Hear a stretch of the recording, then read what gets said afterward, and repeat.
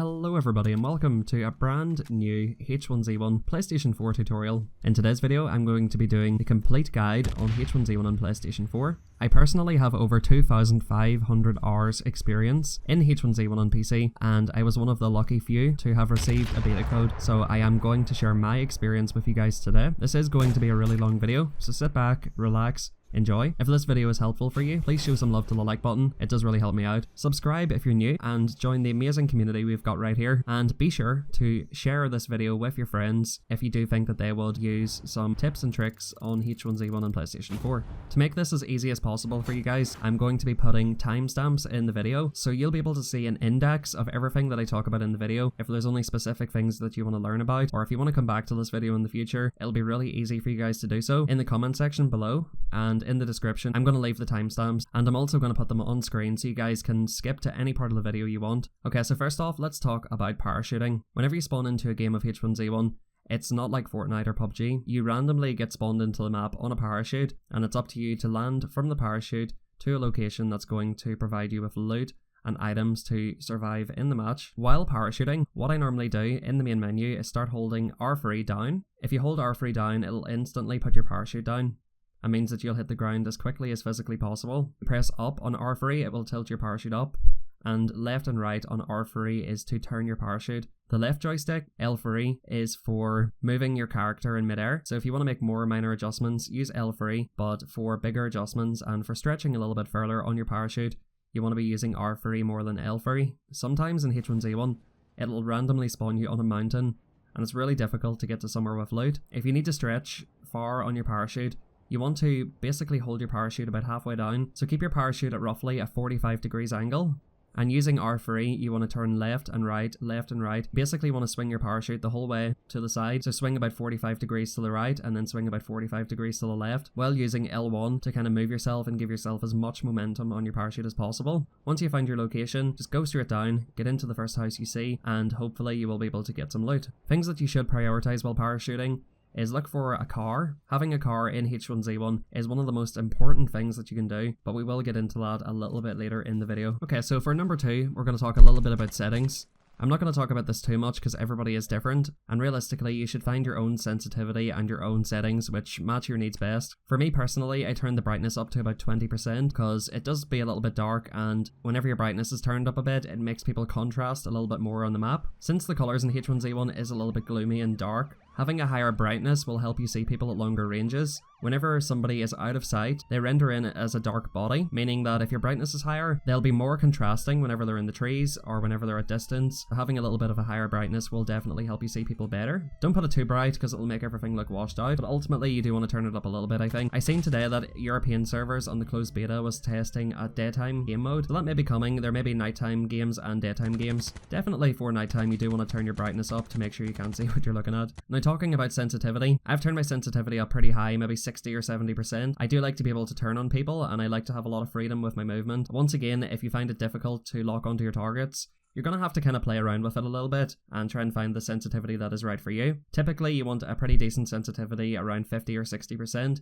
And maybe 30 or 40% for aiming, depending on what you're looking for. For the scoped sensitivity, you definitely want to put it up to 100%. If you plan on using the M40 sniper rifle, or even the ranch rifle, having a higher sensitivity is going to help you a lot, because sometimes you have to shoot in front of people, sometimes you have to shoot moving cars, so having a higher sensitivity is definitely going to help you a lot whenever you're trying to shoot moving targets, people at close range, and generally it just doesn't feel as restricted, so I do recommend putting that up a little bit. Apart from that guys, find out whatever colour of crosshair suits you best. White or red would probably work in this kind of colour scheme. Go into combat zone and test it out before you go into a live game, just to make sure you are used to it before you play ranked games on solos, duos or fives. It's a great way to refine your skills, it's going to help you play a lot better. Ultimately you need to be getting good at shooting, driving and getting a good idea of the game. So 100% guys, get into combat zone and spend at least an hour or two in there before you go into any game modes, if you are quite inexperienced in H1Z1. So let's talk about the controller options. If you go into your menu, you can see the controller options, so I'm not going to talk about it too much, but briefly, L1 is to toggle between your weapons. So if you hold L1 and use R3, you can toggle between your weapons. If you just tap L1 once, it'll toggle to your next weapon. It's kind of like a Grand Theft Auto style weapon system. Triangle is to interact, so opening doors, getting in and out of cars, interacting with military crates will be triangle. Circle is to crouch, and if you hold down circle you can prone or lie down. X is to jump, square is to reload, and obviously L2 and R2 is to aim and shoot. If you want to throw your grenades, press R1. It'll automatically throw the grenade that you've got assigned. And on the D-pad, you have your healing, emotes, grenade selection, which you guys will see on the user interface in the bottom left of your screen. Number 3, looting. Hopefully now that you guys are good at parachuting, you've got down to the ground, maybe you've prioritized a police car, jump into your car, jump into the nearest house that nobody's in, get yourself some loot. There's only certain items that you can find on the ground. 2 types of pistols, crossbow, an SMG, Hellfire 4.6, and a pump shotgun. Whenever you spawn in, you can only have 2 weapon slots. Prioritize getting yourself an SMG and a shotgun. Pistols aren't very good. You're going to try to avoid them as much as possible, unless you're trying to swag on people. The crossbow is pretty good for destroying cars, but we will talk about that later. But ultimately, I feel like the best loadout for the first 2 slots is an SMG and a shotty. The other loot that you can find on the ground is a level 1 backpack, which allows you to take more ammo and unlocks an extra weapon slot. A level 1 armor, which will provide some bullet protection and will also make sure that it is impossible for somebody to shoot you once in the body with a shotgun and kill you. And also a motorcycle helmet or a level 1 helmet, which will have a similar effect. You can find bandages and first aids, and you can also find boots, which will make you run faster. If you can pick a few of these items up, it is all the better. You can loot for a little while to get everything you need. So a new feature to H1Z1 PlayStation 4 is military crates that are already spawned in buildings and on the ground. So military crates on the ground work like car spawns. It is possible for them to be in the same location every time, but they're not guaranteed to always be there. So memorizing where those crates can be is going to give you a huge advantage in terms of getting better weaponry, better armor, all that kind of stuff. In the military crates you can get, you know, a sniper rifle, upgraded assault rifles, AR-15, AK-47, upgraded helmets, upgraded armor. You get grenades, you get first aid kits, and a military backpack which will allow you to carry 4 guns. If you're spawning in a high population area and you're going to the correct location to get the best loot, you're giving yourself the best chance to survive. Definitely try to memorize where they are. If you don't know where they are, make sure you have your volume turned on, because they will actually make a radio noise or kind of like a Morse code kind of noise, which you can find and track down using that noise. At some point in the future, I will make a video showing every location for those crates, but it is a little bit too early on for me to know that, so look out for that video in the near future, guys. So moving on to airdrops, whenever you get your loot, a few minutes into the game, there's going to be common airdrops. Usually airdrops spawn in around the center of the safe zone, so you're going to try to get to the safe zone, make sure that you're safe, you're not going to get stuck in the gas. Put yourself in contention to get those drops. Inside the green airdrops, the guns that you're most likely to get is a scout rifle, an AR-15, an AK-47, a semi-automatic shotgun, the combat shotgun, and there is a small percentage of a chance that you can get an upgraded weapon like a KH-43, an M40 sniper, or a marauder, and a CNQ, which is pretty much an MP5. In the first airdrop, you're able to get level 2 helmets and level 2 armor, which will be key to your survival. So getting items out of the airdrops first is definitely going to give you somewhat of an advantage in gunfights. A few tips and tricks around airdrops. If you find some smoke grenades, throw it down in the airdrop while you're looting it. You're completely vulnerable whenever you're looting the airdrop, and if somebody is overlooking the drop, waiting for somebody to loot it, putting down a smoke, and also parking your car right beside the airdrop and taking cover from one side with your car is definitely going to be a big help. You're going to try and stay cautious. Whenever you're looting the airdrop, you're able to move a tiny bit. Make sure you just move a little bit left and right so you're not completely sitting still. Take cover behind your car and put a smoke down if you have it to make sure that you loot it safely. The loot will then pop out in a ring around the airdrop. Alternatively, you can try and bait the airdrops. So if you can see an airdrop coming in, if you know it's in a fairly populated area, and if you have seen a lot of cars about, sometimes people blindly go for these airdrops because they don't have any kind of weapons to go with. If you have an AR-15, if you got lucky enough to get a military crate early on, you can basically wait for somebody to start looting it, laser them down with an AR-15 or an AK or whichever gun you've got, and get a pretty easy kill because they have to sit there for 3 seconds. If you've got grenades, you can chuck grenades at it. Or you can even go in for the car kill. You can run people over and kill people instantly with cars. Definitely baiting the airdrop can be a good idea. As the game goes on, more and more rare airdrops drop in. You will start to get purple airdrops, and you'll start to get a gold airdrop. In the purple airdrops, you'll get the M40 sniper a lot more often. You'll get, I think, 2 guns in those airdrops, so you get more gun spawns. You may get a marauder, KH-43, M40, all that kind of stuff, and you will be getting a lot of leveled up gear. In this video, I will cover which guns are best to go for, so like I said, keep an eye out for that later in the video. And finally, there is a gold airdrop, which does contain an LMG and more upgraded loot. So let's talk about vehicles in H1Z1. H1Z1's got 4 vehicles. It's got a police car, a truck, an off-roader jeep, and an ATV.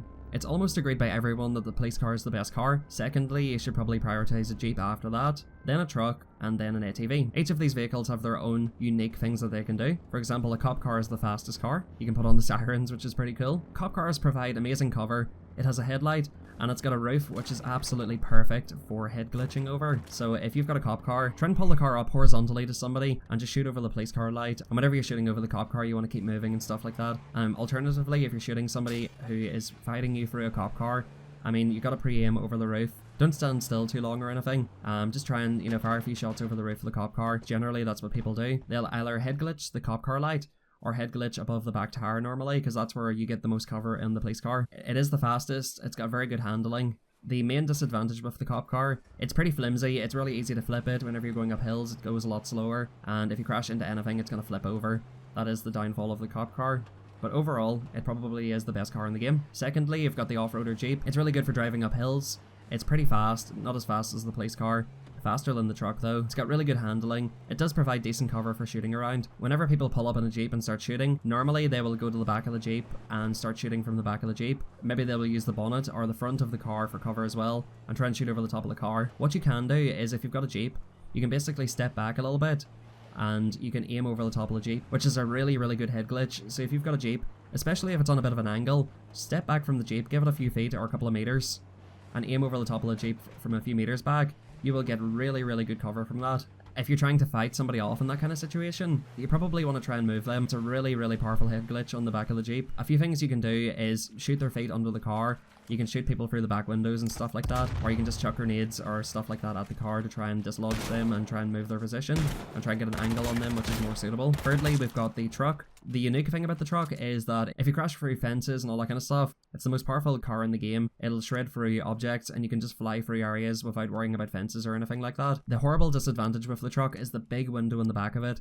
It is super easy to get tapped out of a truck, so I would say avoid the truck at all costs if you can. Also in squad games, you've got 3 people in the back of the truck, which leaves them completely exposed and in the open, so you're definitely going to try to prioritize a cop car or a Jeep. Finally, an ATV, a little bit faster than a Jeep, a little bit slower than a cop car, pretty cool for ramping. It's pretty fast and it zips around. It's got really loose handling. It's an A to B kind of vehicle. You don't want to spend a lot of time on the ATV. One cool feature about the ATV is if you press your emote button while on the ATV, you raise your hands up and you do a little devil horns emote with your hand. So emoting on the ATV is pretty cool. If you want to turn on the sirens in the cop car, you press right on the D-pad. Shooting a car will do 1.5% damage with an assault rifle, which is too low in my opinion. They need to buff that a lot because of how difficult it is to shoot cars in PlayStation 4. One gun that is an exception is the Magnum. A Magnum does 8% damage to a car, so it might be worth carrying that to just, if you know somebody's car is just sitting there, just pop a few Magnum rounds in the car and blow them up. It's a really, really easy way to destroy somebody's car. Also, using a crossbow is really powerful against cars, and I think using an MP7 or a Hellfire SMG is something that shreds the car pretty quickly.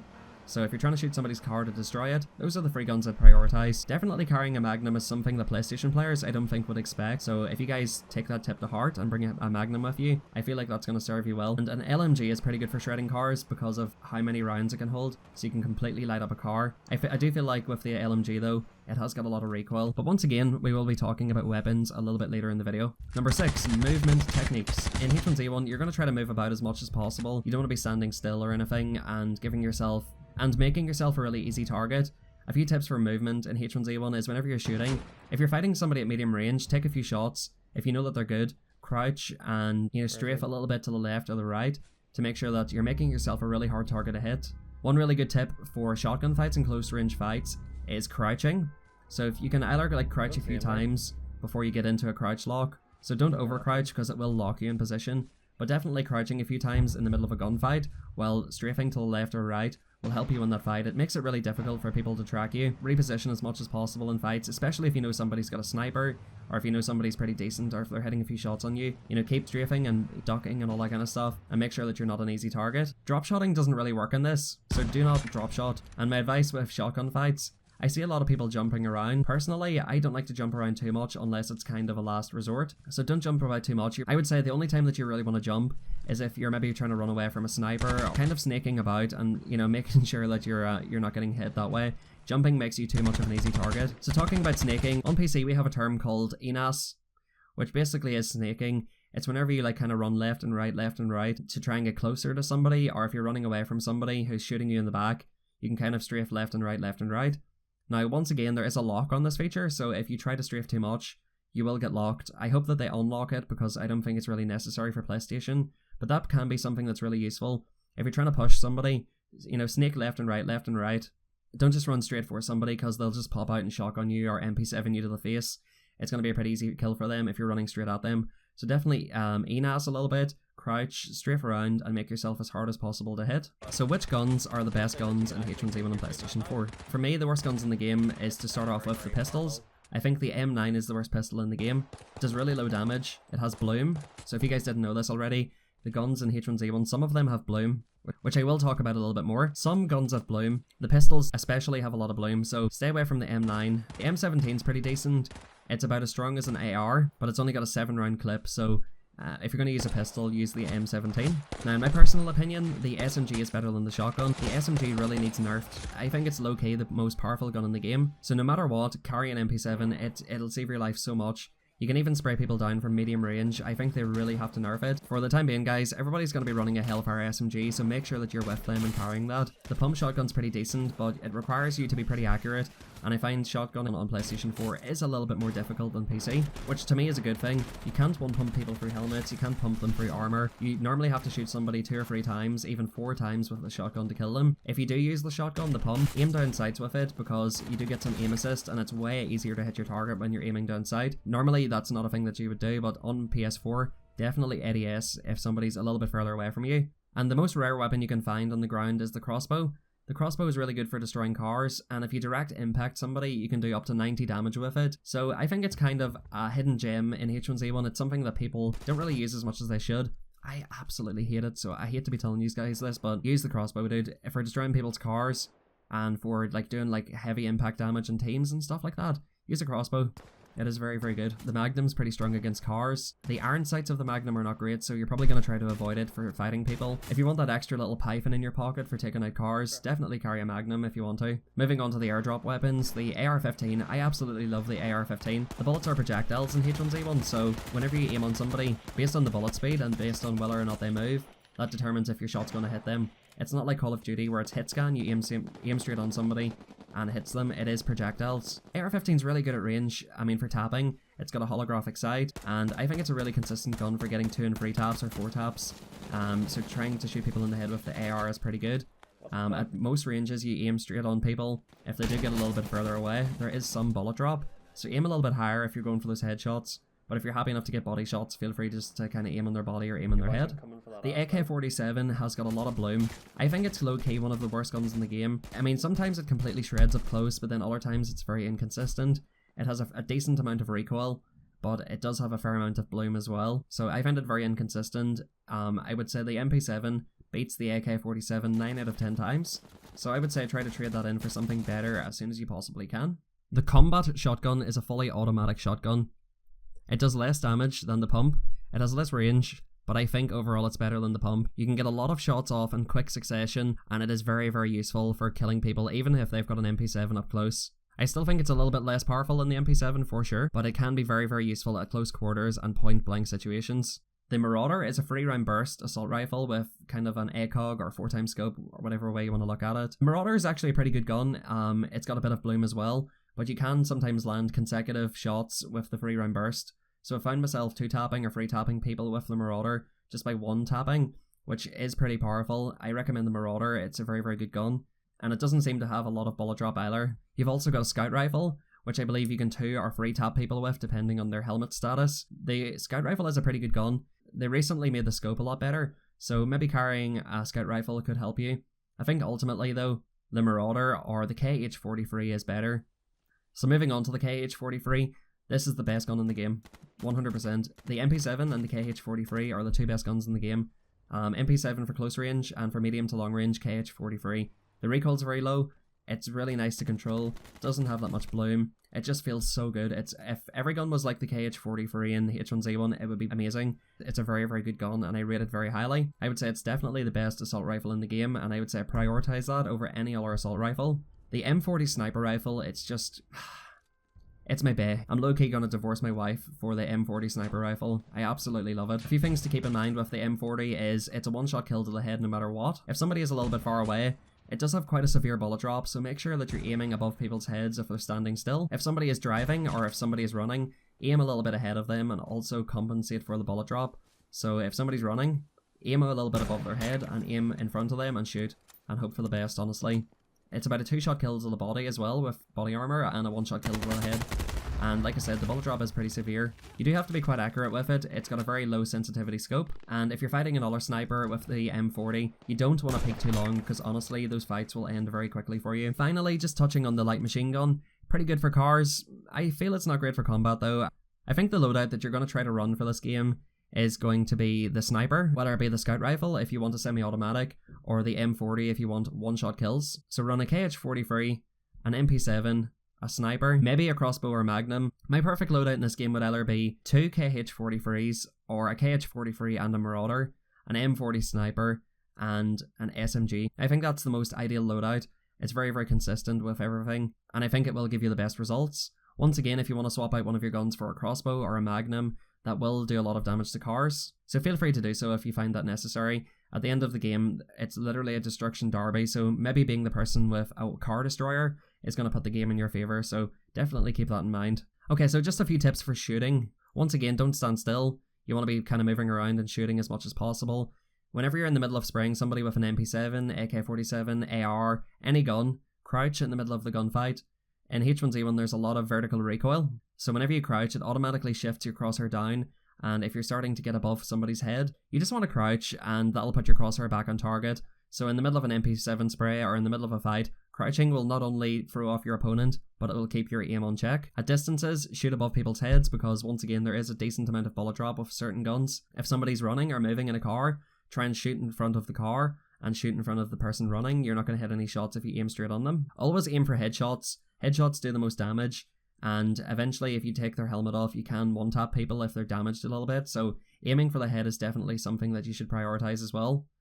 One little tip for aiming for the head is whenever you're in a residential area, if you have a look at where the fences are in the residential area, there's actually a post that comes out of the fence at the very top. Whenever somebody's behind a fence and you know they're going to come around the corner, if you fire before you see them at that little pillar, and if they step out of cover, you're automatically going to be hitting headshots by doing that. I think I've got a clip to show you guys with an example of that. Very, very effective. If you know that they're about to come out, you can actually have a look and you can see their gun poking through the fence, and if you wait for the gun to start moving, that's whenever you should start firing. Likewise, if people are behind trees and behind cover, and you think they're going to peek out, shoot a few shots before they come out. Sometimes whenever you shoot a shot, it actually prompts people to come out, strangely enough, so pre-firing is very, very effective. Also, try to learn where people's heads are going to be in cars. Getting kills out of cars is very satisfying, and you know, if you can kind of aim a little bit above the car if they're a little bit far away, and kind of knowing where to shoot, that will help you a lot. This is probably my number one tip for shooting, and it's something that so many people don't even think about. Shoot beneath objects. If you shoot people's feet under the car, if you shoot people under trucks, if you see like a little bit of space, people are taking cover, they're like, okay, I'm safe, gonna heal up here, gonna sit still and throw in a med kit. You're sitting there spraying their feet, they don't know what's happening. If you're like in a car-to-car gunfight and solo, you know, you've shot somebody a few times, they're healing up. Basically, just have a look for it, and even if you don't see it, dude, just shoot it anyway. Try to hit some shots under the car. Another tip is sometimes if people are good and you shoot them and they're healing up, they'll start moving about a little bit while healing up. If you have a look in the back window of the Jeep or have a look in the back window of the cop car, you can actually see people through the window. So try to shoot people through the windows if possible, and try to put yourself at an angle against people's cars. They're having to take cover at the front or back of the car instead of the side, because that is going to give you the most advantage. Once again, I want to reiterate that going into combat zone and testing these weapons out for yourself will be the best possible thing that you can do to become good at shooting, but those are a few tips for you guys to keep in mind for sure. Alright, so let's talk about winning the game. You're getting towards the end of the game, your heart rate is starting to go up a little bit, you're getting a little bit nervous, sweaty hands on the controller, you're wiping it on your jeans but it's still sweaty, you have to change your t-shirt, you're trying to win your first game of H1Z1. Let's talk about a few tips that you guys need to know about to make sure that you stay calm and make sure that you guys do go through and follow through with the win. A good strategy is to ride the gas, so whenever you're in the final circle, you do not want to be in the center. Everybody else is going to be located around the edge of the circle. They're going to be taking cover around rocks, trees, in their car around the edge of the circle. If you're that one unfortunate guy in the middle of the circle, and maybe even if it's behind a rock and you don't have a car, honestly dude, you're pretty screwed. You want to prioritize some cover around the edge of the safe zone at all times. It means that you're eliminating any possibilities of people being behind you. You can see to the left, the right, and the middle. Like I said, you don't have to worry about anything else behind you, and it's pretty easy to spot your targets. Also, for the unfortunate person in the middle, well, it looks like it's going to be an easy kill for you. On the final circle, and in safe zones in general, if you have a look, there's parts of the safe zone that move in slower. So let's say if the circle is in the middle of the safe zone, each of the sides are going to move in equally fast. But if the safe zone is, let's say, in the farthest north part of the safe zone, the northeast and northwest parts of the safe zone are going to move in slowest, and the south part of the safe zone is going to move in the fastest. So if you can position yourself on one of the outer areas that has a slower moving circle, it's going to give you more time to calculate where people are and stuff like that. Whenever it gets down to a top 10 situation, knowledge is absolute power. Do not be hiding in a house. If you're going to be at a house, stay around the back of a house or the front of a house. Use the house for cover, but do not sit in the house because, first of all, you don't know where people are. People could be downstairs, coming onto your building, all that kind of stuff. People could be chucking grenades through your window and gas grenades and all that kind of stuff. So putting yourself in a house, giving yourself absolutely no information about where people are. And honestly, if you're in there scared, you're probably not going to win, my dude. Get out and about, see what's going on. If you guys watch the H1Z1 Pro League, they talk about this thing called the War of Attrition, which is a pretty good analogy. It's basically like you're trying to wear down your opponents. So you're trying to wear down their armor. Whenever you're into like a top 10 or top 20, unless you're really desperate, you do not loot. Like, you don't loot buildings, you don't loot bags. You just leave it because the chances are, you know, people are pretty close. You don't know where people are necessarily. So trying to loot is a really risky play at the end of the match. So just basically like taking a few shots at people's cars, trying to wear their car down, blow their car up, trying to shoot their armor off, trying to like weaken your opponents a little bit by little bit. It's going to win you the game in the long run because whenever it comes down to it, you're more well prepared than they are. So trying to be involved in the action and trying to pinch people is what's going to win you games. That's the beauty of being on the edge of the circle. Nobody can be behind you and you're always pinching people. If you see that somebody's shooting somebody, try and pinch them, try and shoot them from the other side. People will say that you're a pussy for doing it, but it's honestly the smartest way to play. The most important thing for winning in any game is practice and believing in yourself. If you don't believe that you're going to win, you're never going to win. So you have to believe that you're going to win. You have to be dominant. You have to be calm. You have to try and focus up and make sure that you're going to be the one to take the win. You have to want it more than anybody else. My tips for staying calm at the end of the game, or what's the worst thing that's going to happen? You're going to die and respawn and play another game. It's not the end of the world if you lose. You know, just play bravely. Fortune favors the brave. Go and take gunfights. Go and try and eliminate people. Don't try to out-survive people, try to take people out, dude. And eventually, if you do it for long enough, you will be good enough at it that it's a common practice to you. Also, you want to be somebody who's feared. Striking fear into your opponents is definitely, you know, a good way to get the upper hand. If you do find that your heart rate's going like 150 beats per minute, you're absolutely sweating, take some deep breaths, literally hold your breath for like 20 seconds or 10 seconds, and breathe in, breathe out, breathe in, breathe out. Until your heart rate starts, you'll feel it starting to slow down in your chest. And at that point, you're going to be able to make more precise movements with your controller. You're not going to be sweating and you're going to be able to focus up and take that win. Huge thing at the end of the match is throwables. So if I were you, I would try to save as many throwables as you can for the end of the match. Whether it be grenades, smoke grenades, all that kind of stuff. If you get yourself in a bit of a tight spot and you don't have any cover and you need to make a push for the next safe zone, you got to throw down a couple of smoke grenades and kind of like, you don't want to lie down directly in the smoke because somebody will throw a grenade into the smoke. You want to kind of stay behind the smoke and use it as kind of a screen. And then whenever that's starting to run out, try to make a tactical push with a wave of smoke behind you so that you're not in the open and other people in the match will tend to focus on each other whenever they can't see you. Carrying Molotovs and grenades and gas grenades can be very good. If you do find that somebody is inside a building, chucking in a gas grenade or a Molotov will either set them on fire, or gas grenade does proximity damage. So if you're close to the gas grenade, it's going to hurt them and it's going to make them push out of cover. And if you're playing it smart, you'll be head glitching your cop car or whatever you have, and obviously taking them out as quickly as possible. Grenades are pretty good for chucking behind trees. You know, if people are injured and you're trying to get the kill quickly, press R1, chuck the grenade, and hope for the best. They might have to move, or they might be killed by the grenade. And honestly, it's just such an easy way to either blow people's cars up, get them out of cover, and it takes a lot of pressure off your shooting. You don't have to shoot, you just throw grenades, it's really easy. So definitely carry as many grenades as you possibly can. And if you absolutely cannot win games, dude, you know what? Try not to worry about it too much. What you probably want to do is play aggressively at the start, get better at gun skill, and play a lot of combat zone, and you will win your first game eventually. I already know that half of you guys just jumped straight to pro tips. If you did, leave me a comment, I'd like to hear it, it'd be pretty funny to know. I've got about 7 tips here. Tip number 1 is shoot the fence bar. I covered this in the video already, but whenever you're shooting a fence bar, it's the same height that a person's head's going to be. So if they're behind a fence and you see their guns poking out behind the fence, and you see that their gun's moving towards opening in the fence, start shooting towards that bar on the top of the fence, and you will automatically start to hit headshots with that, which is a really quick and easy way to kill people. Number 2, if somebody's in the back garden, jump and use the shotgun over the fence. It's a pretty risk-free way to shoot people. You're only exposing yourself for a little short space of time. There's also a jump that you can do from a standing position where if you hold an X and jump and then like sort of move over to the side, it gives you less airtime, so it's easier to hit the ground if you jump while you're standing still. Whenever you're parachuting into the game, if you can crash it into the wall or crash it into a door, or if you're landing towards warehouses, you can actually land inside a building. Aim for the open door in warehouses and garages, and there's a possibility you can get inside before anybody else by spawning inside the building. Another great tip is the jump shotgun into the car trick. Let's say you're pushing somebody and they've got a car that they're hiding behind. Run up, jump, shoot them with the shotgun, and instantly flick and jump into their car. In PlayStation 4, there's no keys or anything to worry about, so you can drive any car. So if you're pushing somebody and you're trying to dislodge their cover, you can either just run up and take the car, or run, jump shotgun, and like teleport into the car by pressing it really quickly. If you guys watch Eric Triceps, he's amazing at doing that. And finally, I want to talk about jumping through windows. If you jump in and out of windows, it can be a really easy way and quick way to dodge people. To jump through a window, all you have to do is run up to it and stop running like a second before you reach the window and just jump on through.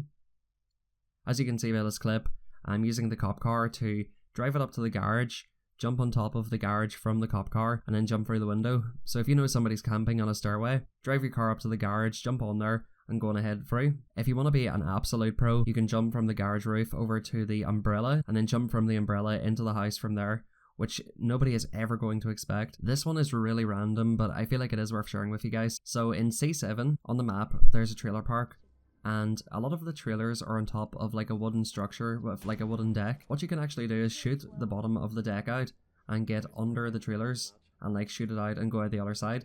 So like if you're really trying to juke somebody, you can shoot through that hole, go the whole way under the trailer, and then like pop out at the other side. Or even if you're just trying to hide or like just mess around or hide in a spot. That's a really funny little spot that a lot of people on PC don't even know about, so you can definitely use that to your advantage and probably get the jump on somebody by going in there. Alright, let's finally talk about the ranking system. So the ranking system hasn't been released for PlayStation 4.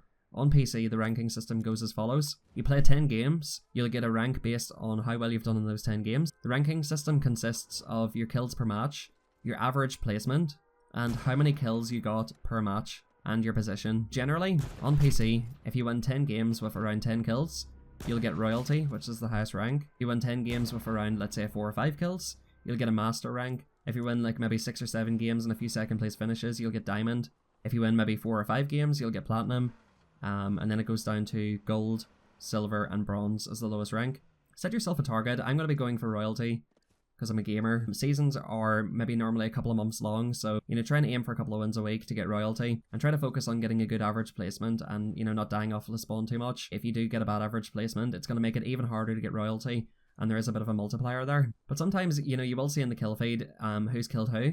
If you see a royalty in the kill feed, sometimes it's better to give them special treatment because you know that they're a good player. There's no doubt about it. They've won 10 games. They've got at least 10 or so kills per match, or sometimes even more. You want to pay them the respect that they deserve.